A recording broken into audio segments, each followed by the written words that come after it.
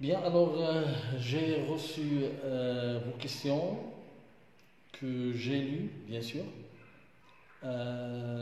Bon, la plupart des questions, donc la plupart, que ce soit dans le groupe un ou 2 ou 3 ou 4, dans les 4 groupes, la plupart des questions allaient vers, d'une part, les types de plans. Hein. Ça veut dire qu'il y a un grand nombre d'entre vous qui ne sait pas encore quel plan il faut utiliser dans quelle production écrite, même si j'ai fait des vidéos que je vous ai envoyées, mais bien sûr cela, ça demande un petit peu de contact, ça demande de l'exercice. Il y a des questions qui reviennent beaucoup, qui disent, monsieur, est-ce qu'on peut utiliser le même plan pour tous les sujets? Eh bien non, hein, on ne peut pas utiliser le même plan pour tous les sujets. Ce sont les sujets qui imposent ce problème du type de plan. Il y a aussi donc question de comment faire une introduction, qu'est-ce qu'on doit faire dans l'introduction, c'est quoi l'introduction. Ça aussi, ça posait problème. Donc, l'introduction, on parlera de cela. Et puis, on verra bien sûr comment donc réussir une rédaction argumentative. Bien, alors, comme vous le savez, et je l'ai déjà dit dans des lives précédents qu'on a déjà fait, dans des vidéos que je vous ai envoyées dans les 4 groupes du WhatsApp, je vous ai dit que pour les questions de compréhension, ça ne pose aucun problème. Hein. Les questions de compréhension, ou bien les questions d'analyse, ils sont plus ou moins faciles, de fait que ce sont des questions auxquelles vous allez répondre à partir de l'extrait qu'on vous donne. Donc ça ne va pas poser de problème. Alors le problème, en réalité, ça se pose là, au niveau donc de la production écrite. Bien, très bien. Alors on va aller doucement. Une autre fois, j'espère que la connexion nous aidera à parvenir à notre objectif. J'espère donc que ça va tenir avec nous. Mais s'il y a un problème, vous allez le signaler. Oui, très bien. Alors, bonjour tout le monde. Bien, alors, comme j'ai dit, la première chose à propos de laquelle on va parler aujourd'hui, ce sont les types de plans. Mais avant de parler de cela, on parlera d'abord d'un texte argumentatif. Alors, comme j'ai dit, on va aller doucement. Il nous reste presque 2 semaines pour l'examen régional. Alors, on verra si on peut faire des lives chaque jour. On verra donc, on va se mettre d'accord à propos de ceci à la fin de la séance. Donc, alors, lorsque je parle d'un texte argumentatif, un texte argumentatif, ça compose 3 parties. N'oubliez jamais ça, 3 parties. Je dois trouver une introduction, un développement et une conclusion. Voilà vos 3 parties. Je trouve l'introduction, le développement et la conclusion. Bien sûr, et au niveau de la forme, les 3 parties, ils sont distinctes. C'est-à-dire sur la feuille, je dois voir 3 blocs. Le correcteur, il doit avoir 3 blocs. Un bloc de l'introduction, c'est-à-dire un paragraphe, je saute une ligne. Un deuxième bloc de développement, et je saute une ligne. Et le troisième, c'est la conclusion. Hein. C'est-à-dire, la forme aussi, elle est importante. Et au niveau de la forme, je donne déjà une idée sur ma rédaction. Donc, l'intro, le développement et la conclusion. Bien, maintenant, pour ceux qui se posaient la question, qu'est-ce qu'on doit faire dans l'introduction? Alors, attention, plusieurs d'entre vous m'ont envoyé leur production écrite et là, au niveau de l'introduction, ça laisse à désirer. Écoutez, la méthode ou bien la méthodologie, il est capital. Vous pouvez avoir de bonnes idées, vous pouvez avoir de bons arguments, mais si vous ne savez pas comment les organiser dans un plan bien défini, vous pouvez ne pas avoir de bonnes notes. Donc, la méthodologie est très importante. Hein, et il faut maîtriser cette méthodologie. Regardez, j'ouvre une parenthèse pour certains qui m'ont demandé d'arabiser, de parler un peu l'arabe. Alors moi, je ne suis pas d'accord. Hein. J'essaierai de parler, de simplifier, de parler avec un français simple, mais je ne vais pas parler en arabe. Surtout que nous sommes dans la production écrite et on vous demande à produire en français. Donc, s'il vous plaît, ça ne sert à rien de vous expliquer le français en arabe. C'est du charabia, ça. Hein. Vous devez faire un effort. On peut essayer de simplifier la langue, hein, de ne pas chercher une langue soutenue, parler dans une langue très simple pour vous aider à comprendre. Si vous avez des questions, vous pouvez les poser. Donc, je vous suis là, je peux répondre à vos questions, mais je ne parlerai pas en arabe. Ok? Bon, alors les trois parties. Je reprends donc l'introduction. Oui. Oui, quels sont les types de plans? Voilà, quels sont les types de plans? C'est ce que nous sommes en train de dire. Prof, haute voix, s'il vous plaît. À haute voix, voilà, je fais le maximum. Hein. Shirla, je fais le maximum. Hein, je parle à haute voix. Donc, alors, pour l'introduction, je dois avoir trois parties. Écoutez, l'écrit, une autre fois, c'est une organisation. Hein, je répète une fois qu'on va aller doucement. Simplement, d'une manière très simple. L'écrit, c'est une organisation. Comme dans le texte narratif. Dans le texte narratif, l'année dernière, vous avez travaillé la ficelle, vous avez travaillé au chant, vous avez travaillé le chevalier double, etc. Vous avez travaillé sur un texte narratif. Et on vous a dit que pour le texte narratif, pour réussir un texte narratif, il faut respecter ce qu'on appelle le schéma narratif. Et c'était quoi le schéma narratif? C'était les 5 composantes. 1. Situation initiale. 2. Perturbation. 3. Péripéties. 4. Équilibre. 5. Situation finale. Si vous ne respectez pas ces 5 étapes, ces 5 étapes, vous n'êtes pas en train d'écrire une histoire, un récit. Sauf, bien sûr, pour les grands écrivains qui maîtrisent la langue, qui maîtrisent la technique de la narration, ils font ce qu'ils veulent. Et vous avez l'exemple le plus illustratif est celui de Victor Hugo dans Le dernier jour d'un condamné, qui n'a pas utilisé la situation initiale, qui n'y a même pas la perturbation, il est directement dans les péripéties et il n'a même pas donné la situation finale. Mais c'est un écrivain, Victor Hugo, il peut faire ce qu'il veut. Par contre, nous, qui sommes en train encore d'apprendre, on doit respecter la règle. Hein? Les 5 étapes de la narration. Même chose, dans l'argumentation, il y a des étapes.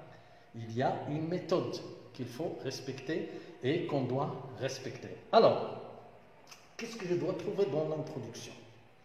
Dans l'introduction, première chose, c'est reformuler le sujet.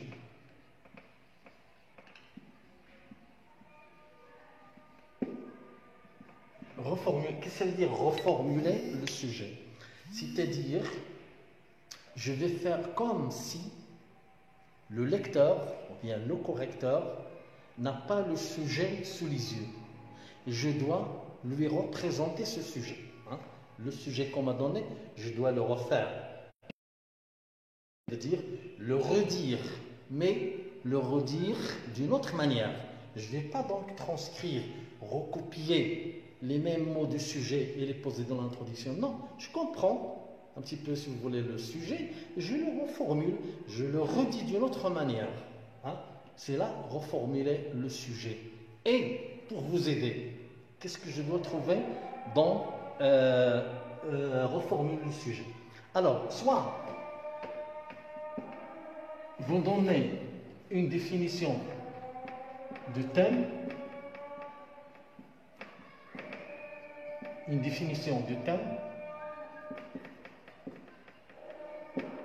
et tout à l'heure je vais vous montrer comment, bien sûr, quelle est une autre fois la méthode de lire un sujet, le libellé des sujets, comment on va le lire, hein. On va en parler encore. Alors, soit je fais une définition du sujet. Par exemple, le sujet parle de la polygamie. Hein? Alors, dans la première phrase, je peux commencer par définir ce qu'est la polygamie. Un conseil que je vous donne, c'est que la première phrase doit toujours être bien travaillée. Hein?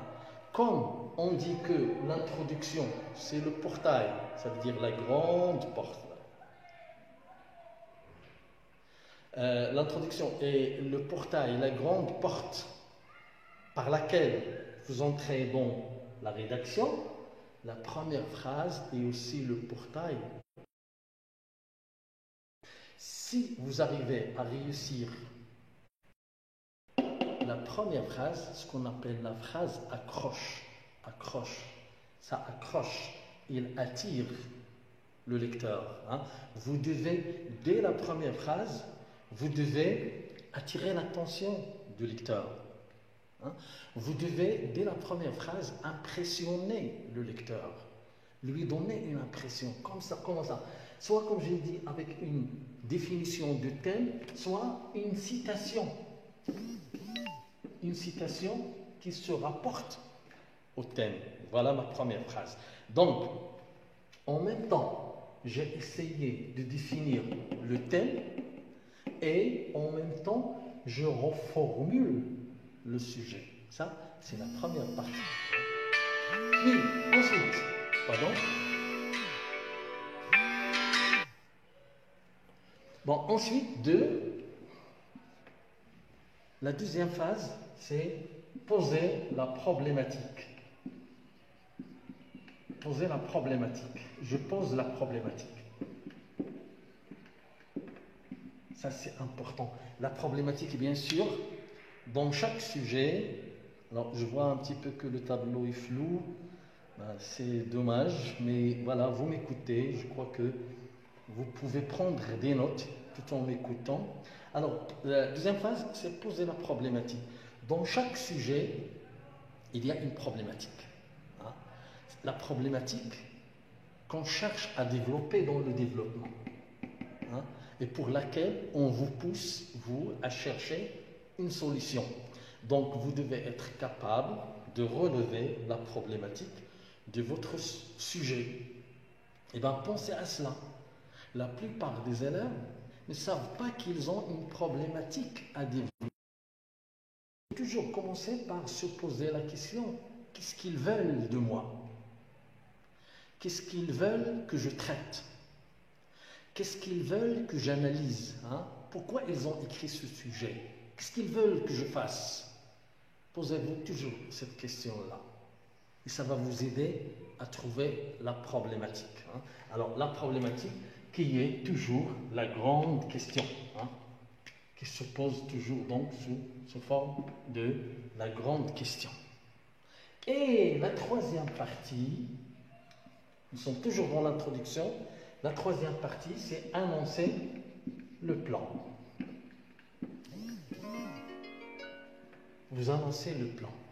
C'est-à-dire quoi, annoncer le plan? Eh bien, vous dites comment vous allez traiter cette problématique dans le développement. Vous tracez un chemin. Et voilà une autre fois pourquoi la méthodologie est très importante. Hein. Lorsque vous tracez, vous annoncez le plan, vous tracez le cheminement, vous tracez le chemin, c'est comme si vous dites à votre lecteur, à votre correcteur, vous lui dites, voilà comment je vais traiter mon sujet. Je commencerai d'abord par ceci, ensuite je passerai à cela et je terminerai par ceci. Hein. C'est-à-dire, je fais un schéma, je présente un schéma de mon développement. Voilà l'introduction. Alors, essayez de ne pas oublier ces trois parties et ça vient avec l'exercice. Hein. Vous pouvez bien sûr faire beaucoup d'exercices pour arriver à cela. Je commence par reformuler le sujet. Je fais comme si le lecteur ou le correcteur, dans votre cas, n'a pas le sujet sous les yeux et je lui représente ce sujet. Hein? Comme lorsque vous lisez des articles de journaux, vous ne trouvez pas le sujet en haut de l'article. Hein? Mais l'écrivain, le journaliste, avant d'écrire cet article, il avait déjà le sujet. Il le reformule au début. Au début, comme s'il vous dit, voilà de quoi je vais vous parler, voilà la problématique que je vais traiter dans mon écrit, et voilà comment, hein, les trois. Hein, reformuler, poser la problématique, annoncer le plan. Hein. J'espère que c'est bien clair pour les trois premières parties, c'est-à-dire pour la conclusion. Hein. Il n'y a pas de problème. Hein. Je ne reçois pas donc de questions, donc il n'y a pas de problème concernant ceci. Très bien. Alors maintenant, je passe au développement. Alors le développement, eh ben, c'est là, si vous voulez, le centre de votre rédaction. C'est là où on va vous chercher. Comment vous analysez, comment vous argumentez, comment vous exemplifiez. Hein? C'est-à-dire, toutes ces techniques qu'on vous a données pendant 2 ans, 3 ans, 4 ans, on cherche à les voir maintenant dans ce développement. Votre manière de convaincre. On vous demande, allez-y, allez-y, on vous donne pour nous convaincre. Oui, annoncer. Alors non, la problématique, ce n'est pas le plan. Hein. La problématique, ce n'est pas le plan. La problématique, pour Nada, la problématique, c'est vous dites, voilà de quoi je vais parler. Annoncer le plan, c'est comment je vais traiter cette problématique. Hein. Voilà la différence. La problématique, c'est le centre d'intérêt de ta rédaction. Par contre, annoncer le plan, c'est le cheminement, hein, c'est le schéma, c'est l'architecture de votre production écrite. Alors, je parlais de développement. Alors, attention pour le développement. Dans le développement, ça dépend du plan. On va voir cela. Ça dépend du plan qu'on va utiliser. Vous pouvez avoir 2 paragraphes, vous pouvez avoir 3 paragraphes ou plus. De toute façon, dans ces paragraphes, vous allez utiliser des arguments. Mais qu'est-ce que ça veut dire un argument? Alors, la plupart des élèves, ils avancent des arguments, 1, 2, 3 arguments, et ils passent croyant qu'ils ont convaincu. Non, un argument n'est jamais convaincu. Il n'est jamais convaincant, pardon. Il n'est jamais convaincant que sauf, regardez, sauf si on le fait suivre d'une explication plus un exemple. Voilà. Voilà le schéma de bon argument. Un argument, il peut être convaincant s'il est expliqué et puis il est exemplifié. Hein?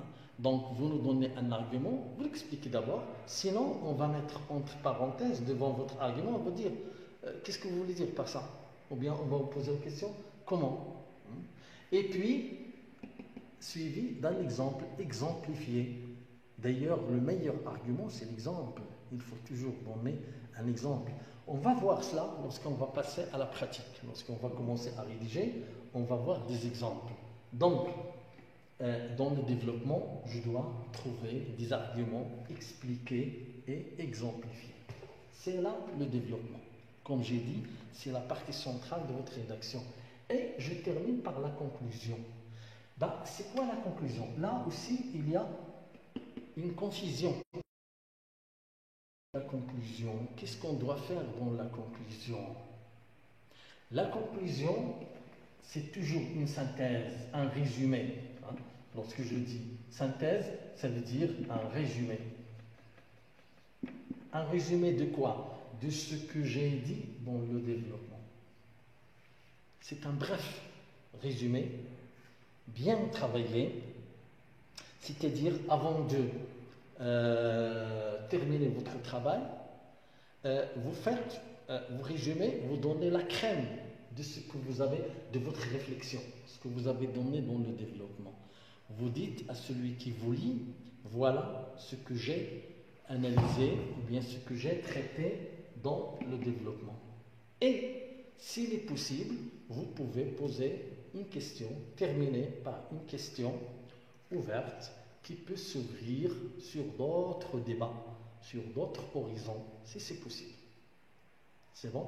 Donc, c'est pour cela que, si vous voulez, si on veut schématiser cela, pour l'introduction, on fait toujours le schéma de l'entonnoir, hein, l'entonnoir, c'est-à-dire on commence par les généralités, ici en haut, au début, la première phrase, hein, définition du thème, citation, etc.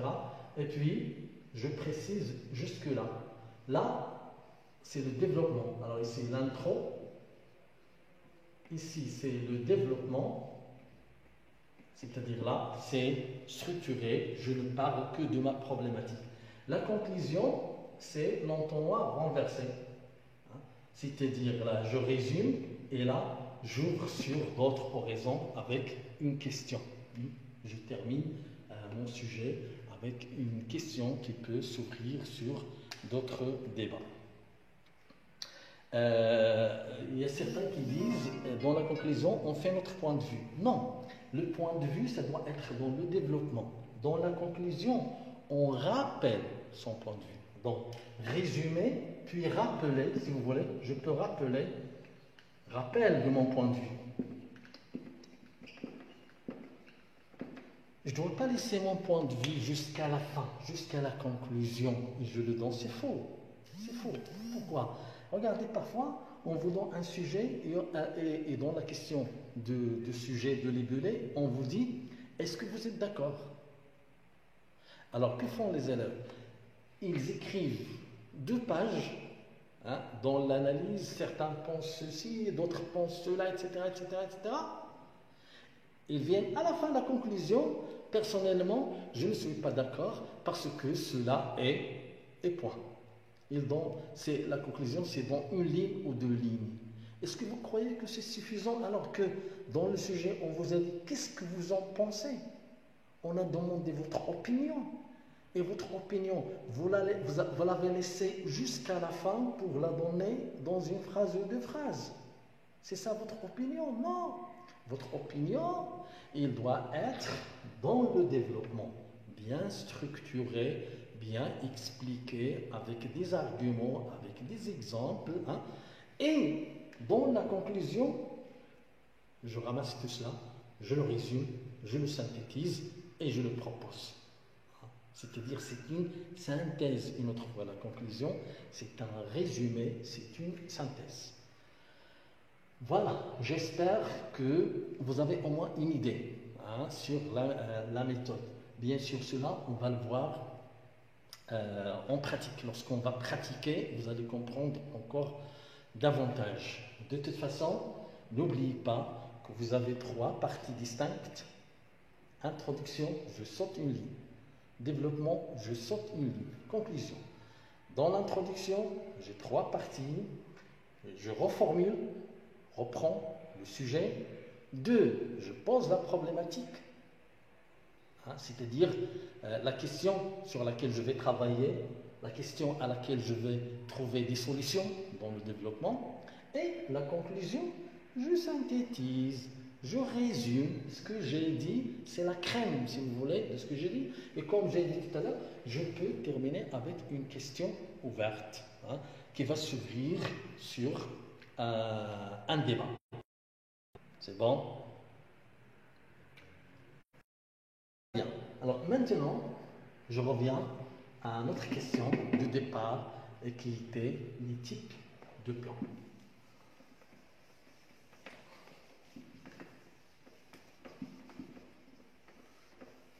Alors, s'il vous plaît, vous pouvez partager avec vos camarades, hein, pour que tout le monde puisse tirer profit.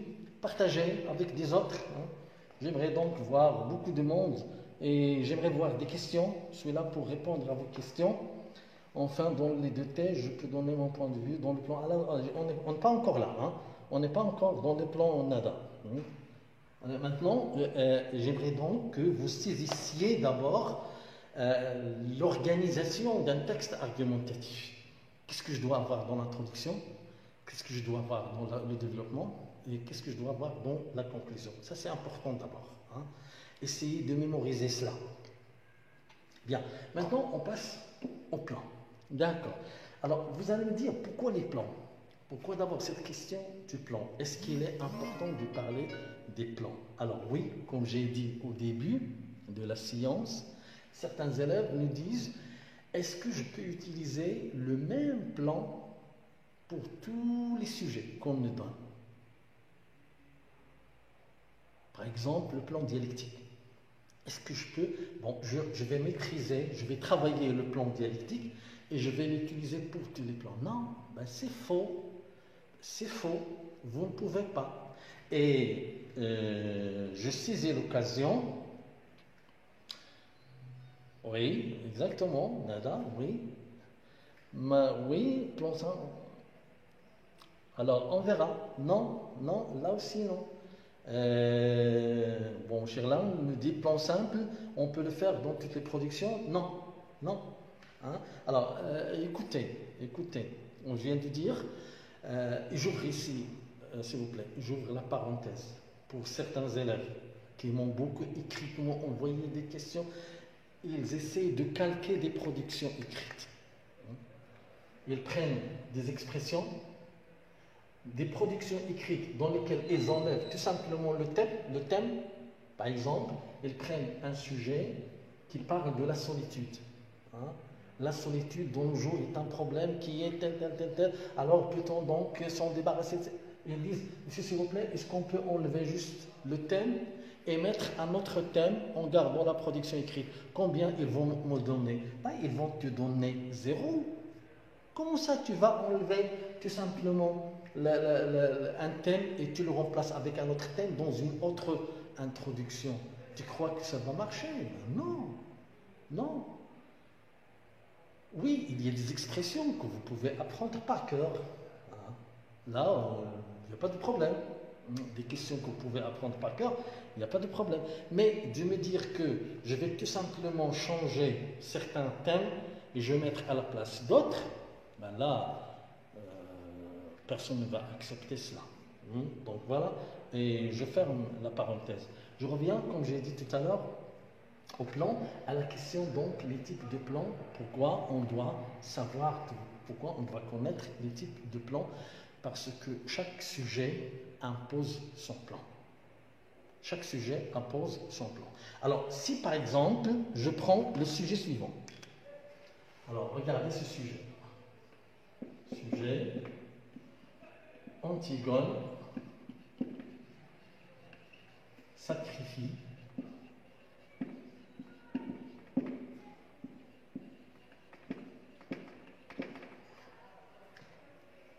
alors pour le groupe d'élèves qui sont sur le groupe de la boîte à merveille et qui me posent beaucoup de questions, s'il vous plaît, on n'a pas fait Antigone, est-ce que vous allez faire Antigone? On a déjà fait un live sur Antigone, hein, sur la même page. Essayez de revenir sur la page, cherchez dans la page, vous trouverez donc tout. Hein. Je vous ai aussi envoyé des vidéos sur ma chaîne et vous l'avez. Cherchez donc ces vidéos pour vous allez trouver donc le dernier jour d'un condamné. On a travaillé le dernier jour d'un condamné, on a travaillé aussi Antigone et maintenant on est dans la boîte à merveille. Donc vous avez tout sur la chaîne si vous voulez. Donc Antigone sacrifie son amour, ses sentiments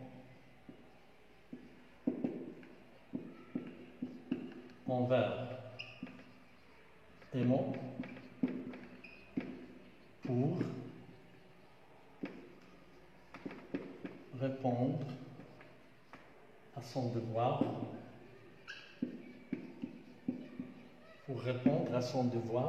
familial.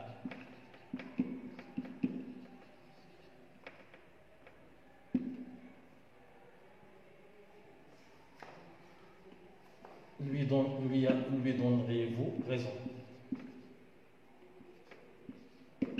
Bien, lui donnez-vous raison?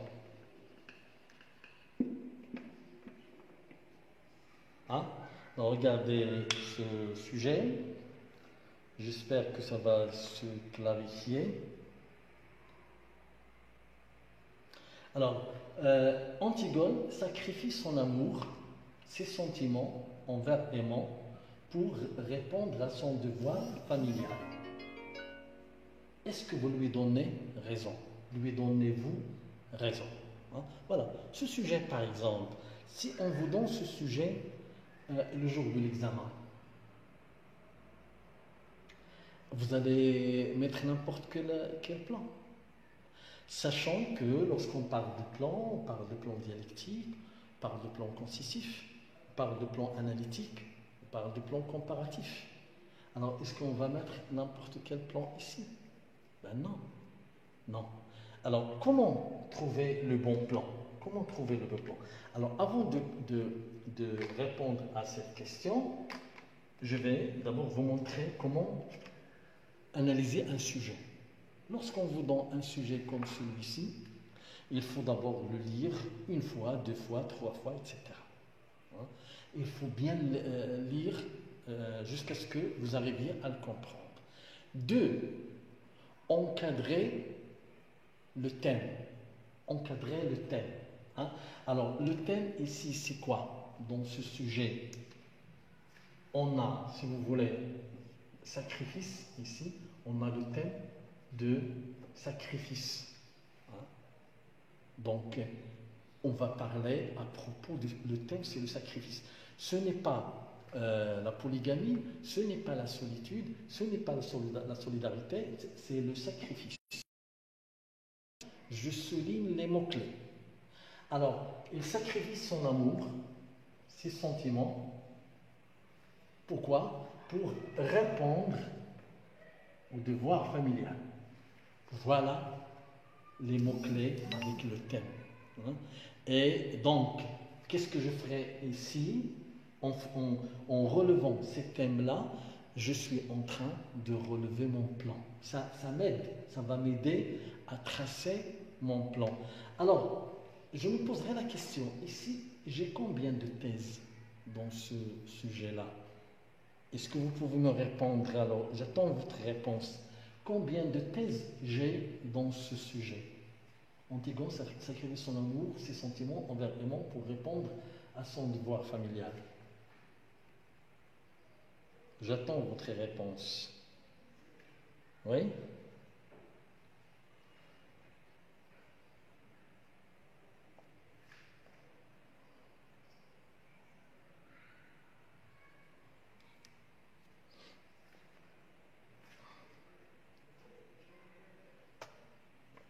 Quel est le plan que je vais utiliser? Le plan dialectique, concessif, comparatif ou le plan analytique?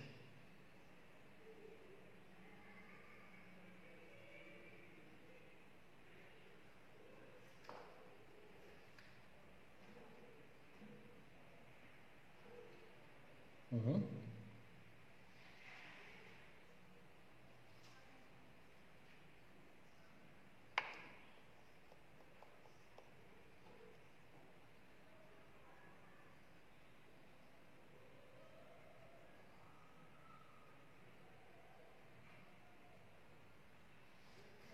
Alors,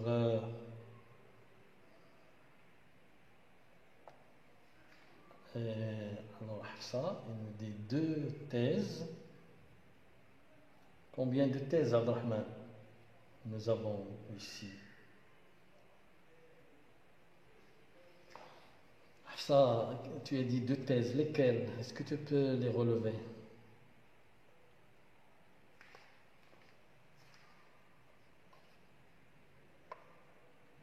Combien de thèses nous avons dans le sujet sur le tableau?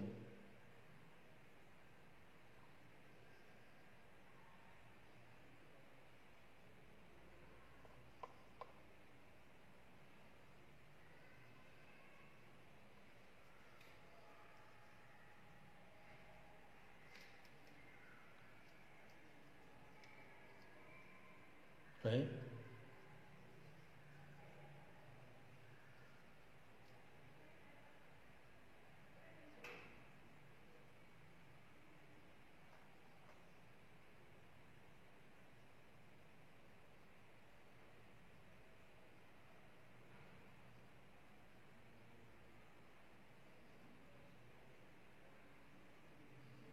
Une seule thèse, Abdelrahman.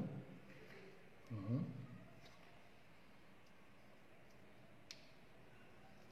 Utiliser le deux plans simples concessifs.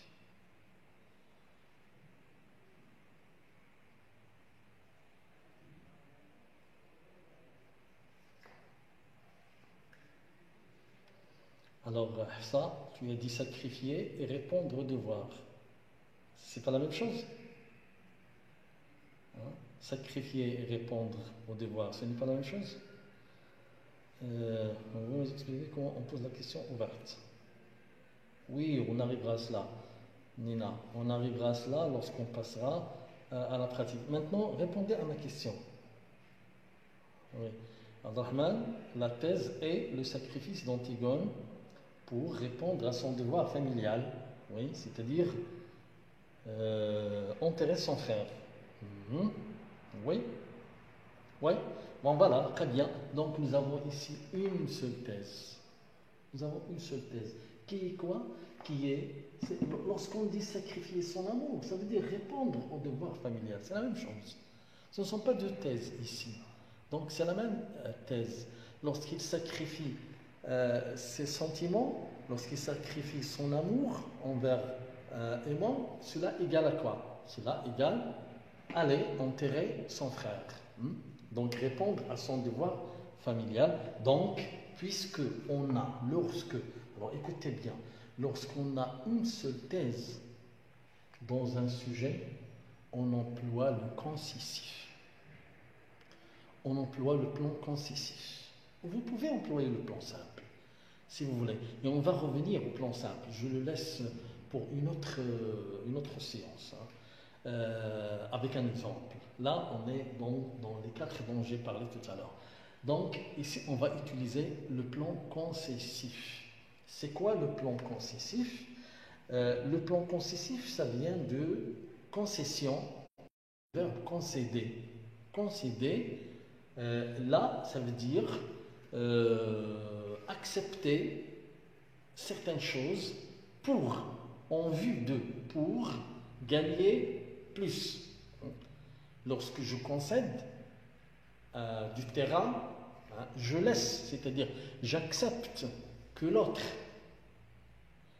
envahit mon terrain, c'est pour que je puisse revenir une deuxième fois et l'abattre. C'est ça, concéder.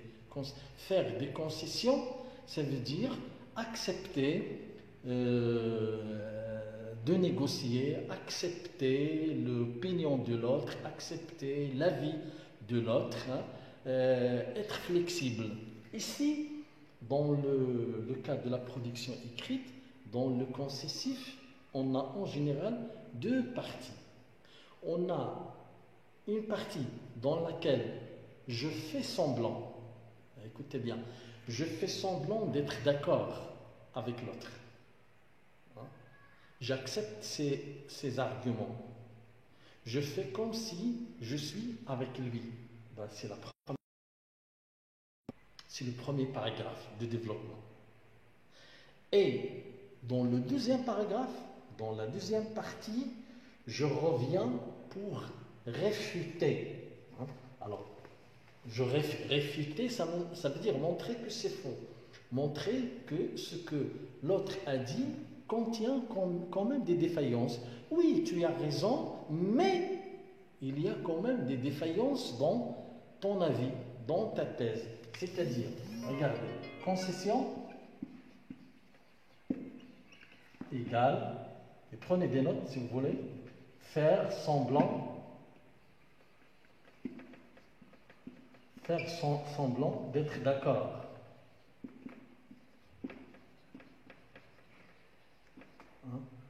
Faire semblant d'être d'accord en disant par exemple, certes, il est vrai que personne ne peut nier, il est indéniable, etc. Donc des connecteurs que je peux utiliser pour montrer que j'accepte, mais partiellement, pas totalement, partiellement. J'accepte l'opinion de l'autre et j'avance ses arguments. Ça c'est dans le premier paragraphe. Dans le deuxième paragraphe, je reviens avec mon opinion à moi, avec mes convictions, ce que je pense moi, pour réfuter l'opinion de l'autre, cette opinion. Réfuter ce qui est dit en haut. Bien sûr, en me basant sur des arguments qui sont plus pertinents, des arguments plus intelligents, qui montrent que la thèse de l'autre n'est pas juste. Et je donne un exemple que je donne toujours à mes élèves. Je donne un exemple, on est vraiment d'accord avec lui, qu'est-ce qu'on peut faire? Mais ici, si on est vraiment d'accord avec lui, qu'est-ce qu'on peut faire? Bon, si vous êtes d'accord avec lui, et si vous êtes d'accord, vous n'allez pas faire de plan concessif. Si vous voyez qu'il a raison, ici on est dans le plan simple. C'est pour cela que je vous ai dit, laissez le plan simple, on va le voir à part. Mais c'est bien, Nada, de poser la question. Donc, je donne un exemple pour la concession. Supposons qu'un de vos amis fume, et à chaque fois que vous voulez lui en parler, que vous cherchez à le convaincre, il vous avance un ensemble d'arguments en disant que chaque fois qu'il a des problèmes, il lui suffit d'allumer une cigarette et puis voilà, il devient tranquille, il se calme, etc. S'il a des problèmes, c'est avec la cigarette qu'il peut se calmer, etc., etc., etc. Bon, qu'est-ce que vous faites si vous voulez le convaincre? Si vous, dès le début, vous lui dites que ce qu'il est en train de dire, c'est débile, ce n'est pas logique, que la cigarette n'a rien à voir avec les problèmes, il ne peut pas résoudre les problèmes, etc., etc., la communication, il va se couper. Donc, qu'est-ce que je fais? D'une manière intelligente, je le tire vers moi en lui disant oui, c'est vrai, d'accord, je suis d'accord. Certes, il est vrai que la cigarette peut parfois nous aider à nous calmer. Parfois, il peut agir sur nos nerfs. Il peut donc... Tout cela, je le fais tout simplement pour l'attirer vers moi et je répète ces arguments. Donc, dans la première partie, je donne les arguments de la thèse que je vais réfuter, que je vais démolir, en faisant semblant d'être d'accord. Dans la deuxième partie, c'est là, ma partie à moi, je réponds, est-ce que vous lui donnez raison? Là, je dirais non, mais malgré tout cela, cependant, et j'utilise ici tous les connecteurs de l'opposition, cependant, néanmoins, toutefois, qui montrent donc que je vais m'opposer, cependant, et je donne des arguments qui montrent que la cigarette, ça peut provoquer le cancer de trachée artère, le cancer des poumons, des dents, ça peut donc transmettre la maladie aux enfants, la maladie à la femme, etc., aux autres personnes qui ne fument pas, ça mène à la mort d'ailleurs, et à la perte de l'argent. Et voilà. Et donc, ma concession que je viens de faire ici est reprise par la réfutation. Je l'ai réfuté. J'ai montré que c'est faux. Voilà le concessif. Bien sûr, ça reste là théorique, mais on va le voir, si vous voulez, en pratiquant, en travaillant sur ce sujet-là. Alors, regardez, par exemple, dans l'introduction. Alors, supposons que moi, je ne suis pas d'accord. Je ne suis pas d'accord avec Antigone. Antigone, qu'est-ce qu'elle a fait? Il a sacrifié son amour envers Aimon pour enterrer son frère, qui est déjà mort. Alors, je ne suis pas d'accord avec elle. Bon, l'introduction, qu'est-ce que je vais faire dans l'introduction? Alors, quand je viens de dire la première phrase, la phrase accroche, ça doit toujours être une phrase qui va attirer, qui attire l'attention du lecteur et qui montre vraiment que l'écrivain, celui qui est devant moi, qui est en train d'écrire, c'est quelqu'un qui maîtrise quand même la langue. Donc, je dois accrocher son attention, je dois attirer son attention. Donc, la conclusion...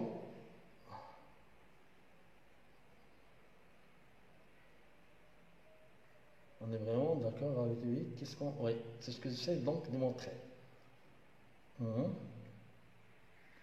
Bien, donc, comme je viens de dire la première phrase, je vais montrer, donc, on est d'abord dans la tragédie, par exemple, je dirais que dans toutes les tragédies, et ça c'est vrai, dans toutes les tragédies,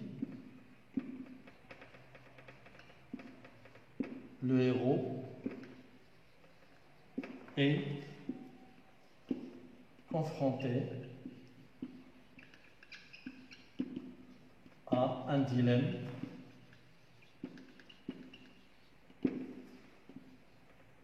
qui le torture. Alors, donc, voilà ma première phrase. Je suis dans les généralités. Regardez, en même temps, je reprends, si vous voulez, le sujet, partiellement, et j'introduis, si vous voulez, ma problématique. Je prépare ma problématique. Dans toutes les tragédies, le héros est confronté, il se trouve face à un dilemme. C'est-à-dire un dilemme. Un dilemme, c'est un choix difficile. C'est lorsqu'on se trouve devant un choix et il est difficile de choisir. Ici, par exemple, l'héroïne Antigone, elle est devant un choix qui est difficile. Alors, est-ce qu'il doit préférer son amour envers Aimant et laisser tomber son frère, ou bien aller enterrer son frère et laisser tomber Aimant? Voilà, là c'est le dilemme, c'est le choix difficile. Il n'arrive pas donc à choisir. Alors, et là, c'est un cas général pour tous les héros, les héroïnes de la tragédie. Ils se trouvent toujours devant des situations, des choix qui sont difficiles. Ils doivent choisir. Donc, voilà ma première phrase. Maintenant, je commencerai par représenter mon sujet et préparer la problématique. Dans le cas d'Antigone, et je souligne ici Antigone, c'est-à-dire là, je parle de l'œuvre. Lorsque je souligne le mot, je ne parle pas du personnage, je parle de l'œuvre. C'est pour ça que je l'ai souligné. Dans le cas d'Antigone, pièce théâtrale, ou bien la tragédie moderne directement. La tragédie moderne.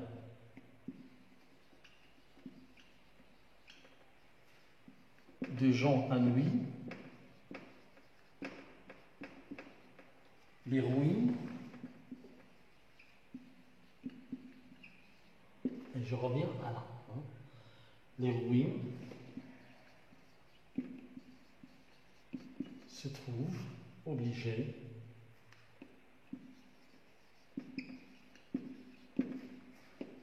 de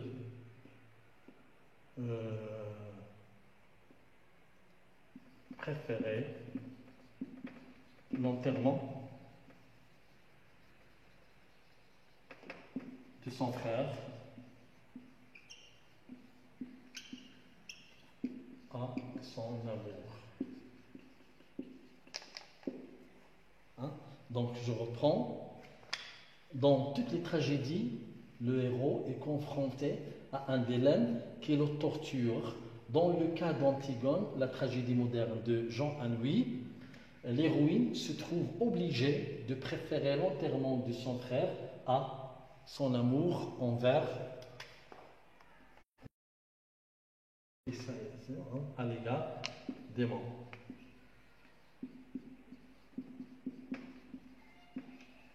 Point. Et je pose la question. Dans la question, qu'est-ce que je peux dire? A-t-elle donc raison? A-t-elle donc... Pardon, je n'ai pas la place.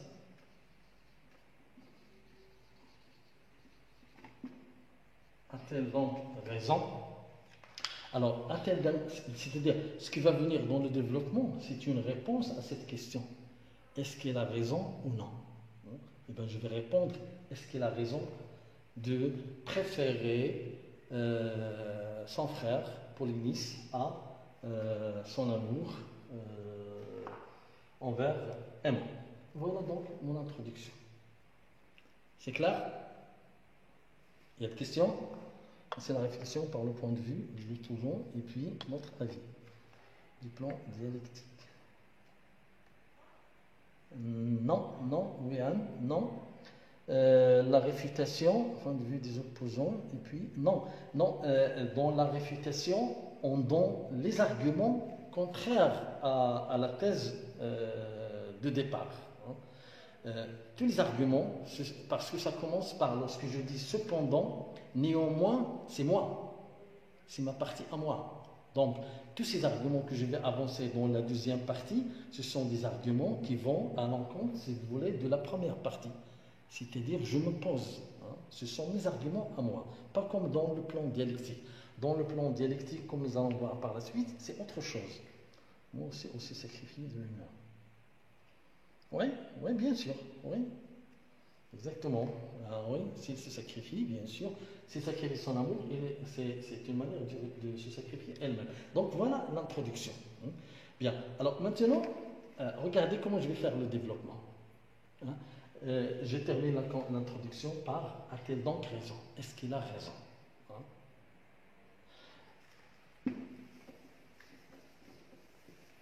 Le développement, ici, puisque j'ai travaillé ainsi et je dis que je vais faire le plan concisif, dans le développement, je vais avoir deux parties, ou bien deux paragraphes. Premier paragraphe, certes.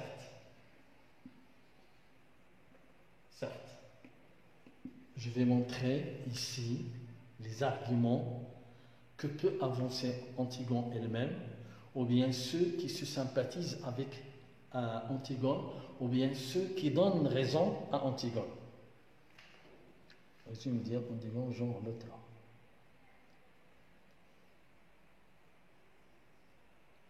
Chirla, je n'ai pas compris ce que tu veux dire par Antigone, genre. Je n'ai pas compris ce que tu veux dire par là.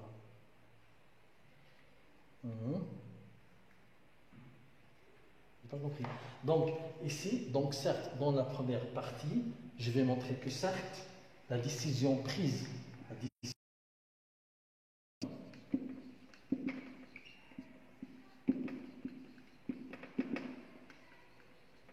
et là, je peux avancer, par exemple, trois arguments.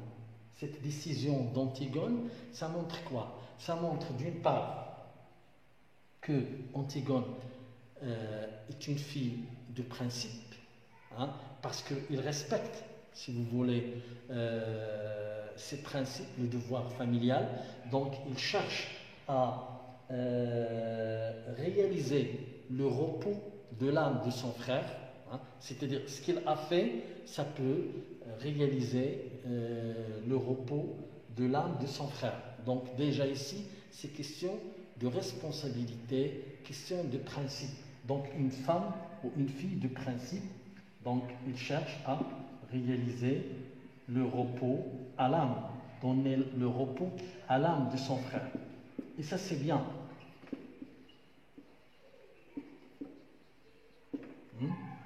Pour ceux qui travaillent sur Antigone, on voit ici que Antigone, il est la seule à avoir ce principe de devoir familial. N'oubliez pas qu'elle est la seule qui a décidé d'accompagner son père lorsque son père s'est crevé les yeux et a quitté Thèbes. Elle est la seule qui l'accompagnait, alors que Polynice, Étiocle et Ismaël, ils sont restés à Thèbes. Elle va accompagner son père jusqu'à sa mort. Donc il a ce sens de devoir familial. On le voit ici encore avec son frère. Donc très bien, il cherche donc à accomplir, à réaliser ce repos pour l'âme de son frère. Deuxième argument, et je vais expliquer ça. Comme j'ai dit tout à l'heure, on ne va pas tout simplement donner l'argument. Je donne l'argument et je l'explique. Comment il cherche donc à réaliser le repos à l'âme de son frère. Ça montre un certain courage. C'est bien. Donc ici, Antigone n'a peur de personne. Il n'a peur ni du roi, il n'a peur ni du peuple, ni de la loi. Il est anticonformiste et il s'oppose à tout le monde. Donc un grand courage, On le voit bien sûr ici. Et puis, troisième, on a ce qu'on appelle l'altruisme. L'altruisme, c'est quoi? L'ithar. L'altruisme, l'ithar, c'est-à-dire lorsque j'aime quelque chose pour l'autre, lorsque je préfère quelque chose pour l'autre, lorsque je mets les intérêts de l'autre devant les miens, devant mes intérêts. Hein? L'ithar. Voilà. Donc, voilà trois arguments que je vais expliquer avec exemple. Toujours, regardez, je le note. Explication plus exemple. Même chose. Hein? Toujours argument, explication, exemple. Donc, voilà la première partie. Voilà la première partie, le premier paragraphe. Certes. Je reviens, deuxième paragraphe, mais cependant, toutefois, hein, là je vais revenir pour montrer, mais d'une manière intelligente, qu'il n'a pas raison, que je ne suis pas d'accord avec elle. C'est bien, oui, ce qu'elle a fait, c'est quelque chose de noble, hein, mais je ne suis pas d'accord en disant donc que c'est une injustice, injustice envers aimant et envers elle-même.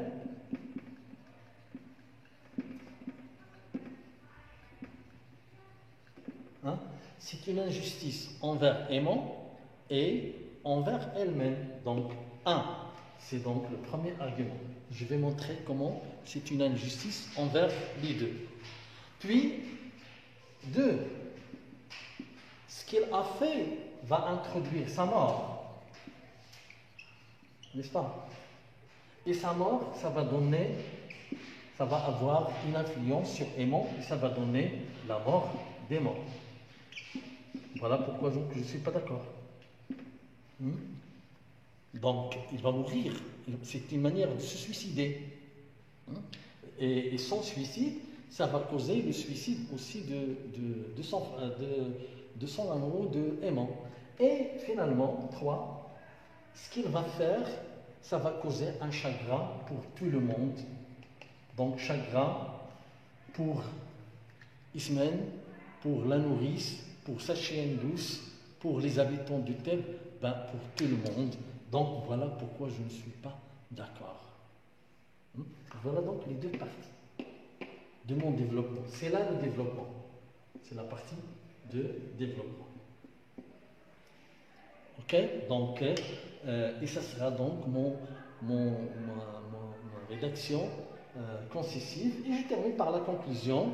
Dans la conclusion, donc, je montrais que malgré l'intention d'Antigone d'être noble, en préférant son frère à son amour, ou bien à son fiancé aimant, il n'a pas réagi logiquement, il n'était pas réaliste, parce qu'il devrait donner la priorité à celui qui est vivant, c'est-à-dire à aimant. Parce que Polonius, il est déjà mort, donc il devrait penser à son amour envers aimant. Et voilà. Et voilà. Donc c'est là ce qu'on appelle le plan concessif. Si je parle de plan concessif, de cette manière. Donc je récapitule, je résume d'une manière simple. Oui, résumé par exemple. Non, vous n'avez pas vu. Non, s'il vous plaît, ne rentrez pas dans les détails. Par exemple, ici, lorsque vous parlez dans l'introduction, non, n'entrez pas dans les détails. Il s'agit de l'œuvre d'Antigone de Jean Anouilh qu'il a écrit en 1942, l'a représenté la première fois. Non, juste la tragédie moderne de Jean Anouilh. Ici, on ne vous demande pas cela. On ne vous demande pas de détailler le genre, etc. Non. Ça y est, vous l'avez dit, oui, vous passez sur le genre, tragédie moderne de Jean Anouilh. Et point final, sans aller dans les détails. Parce que ce n'est pas ce qui est demandé. Donc, je reprends toujours dans l'introduction, je vais penser toujours à ce que l'introduction se composera de 3 parties. Une phrase accroche qui va attirer l'attention. Je reformule, je répète, je reprends le sujet, je pose la problématique et j'annonce mon plan. Cela, on va le voir surtout lorsqu'on va parler de texte dialectique. Dans le développement, Comme je vois ici, j'ai deux parties. Hein. La thèse de l'autre, avec ses arguments, et dans l'opposition, cependant, ici, avec l'opposition, cependant qui introduit l'opposition, c'est ma thèse à moi, hein, et que j'avance aussi avec des arguments qui seront expliqués, qui seront exemplifiés. Et je termine avec une conclusion, point final. Voilà ce qu'on appelle le plan concessif. Et est-ce que c'est clair pour le plan concessif? Bon, est-ce que vous avez des questions? Tout de suite, je peux répondre à vos questions si vous avez des questions concernant le plan concessif. Hein. Restez dans la production écrite, restez dans le plan concessif. Est-ce que vous avez des questions?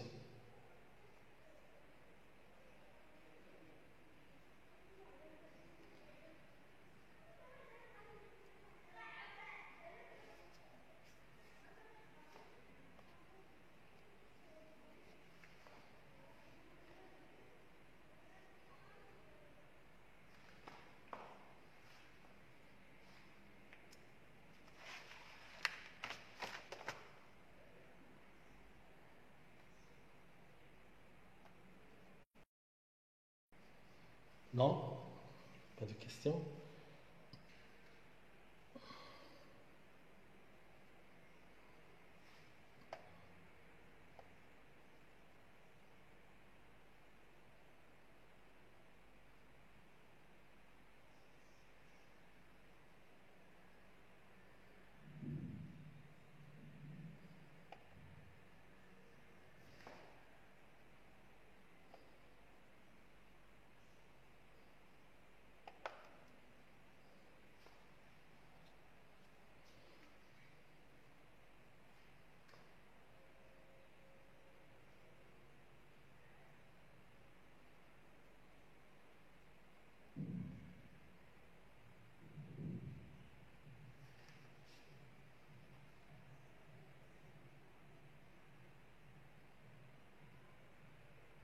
Je vous en prie. Oui.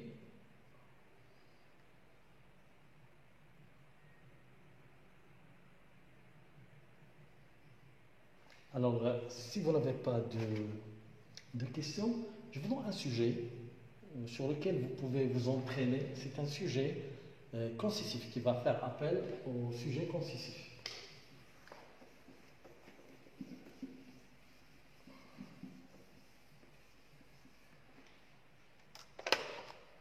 Alors, voilà le sujet.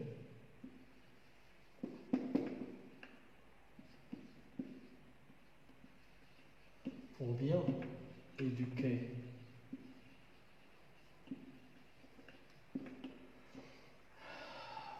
j'ai déjà commencé ce sujet avec un autre groupe dernière fois,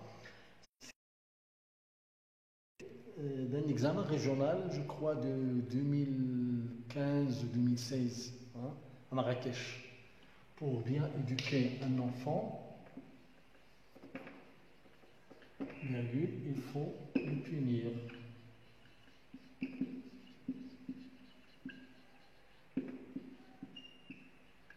Hein, il faut le punir.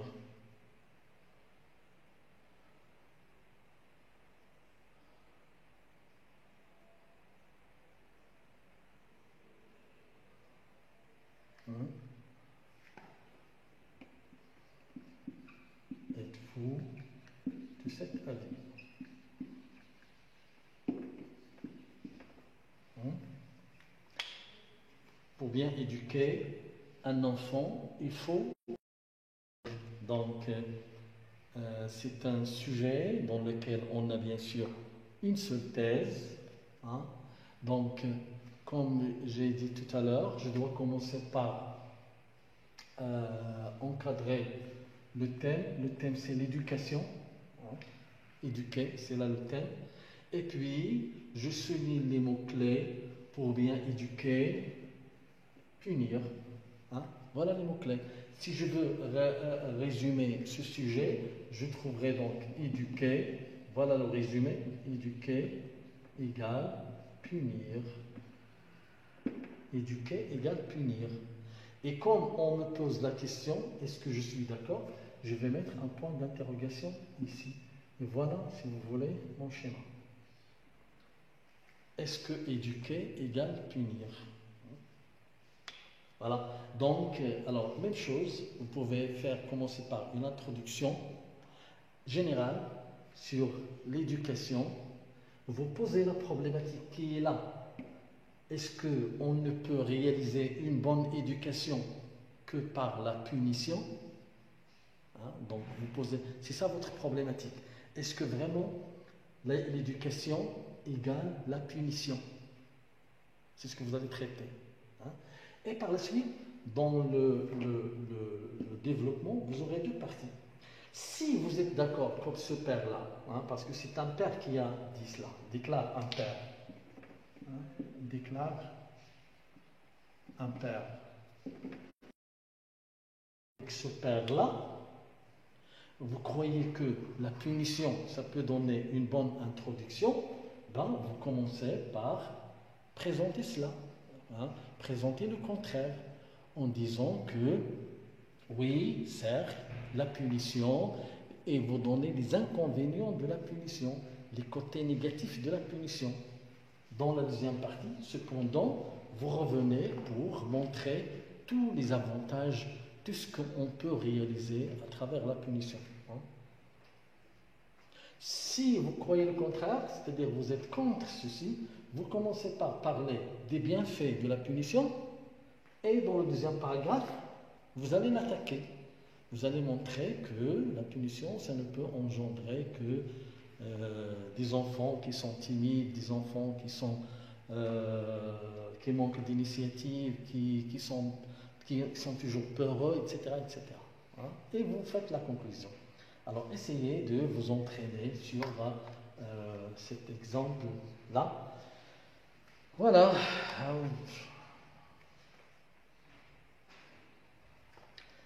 Voilà, donc alors, bon, malheureusement, il n'y a pas grand nombre de personnes qui suivent et cela, ça n'encourage pas à faire toujours les lives. Parfois, je me dis que je vais m'arrêter. Bon, les gens, ils veulent qu'on parle en arabe, mais non, je ne peux pas, je vous ai dit ça, je ne peux pas parler en arabe, je ne peux pas expliquer en arabe. Ben, s'il reste donc un petit nombre de gens qui comprennent français, qui peuvent comprendre, c'est suffisant. Voilà, donc alors si vous n'avez pas de questions là, on s'arrête. Hein. Je vous laisse donc le temps pour travailler ce sujet sur la punition. Vous pouvez le recopier si vous voulez pour le préparer. Comme j'ai dit, c'est un sujet d'examen régional.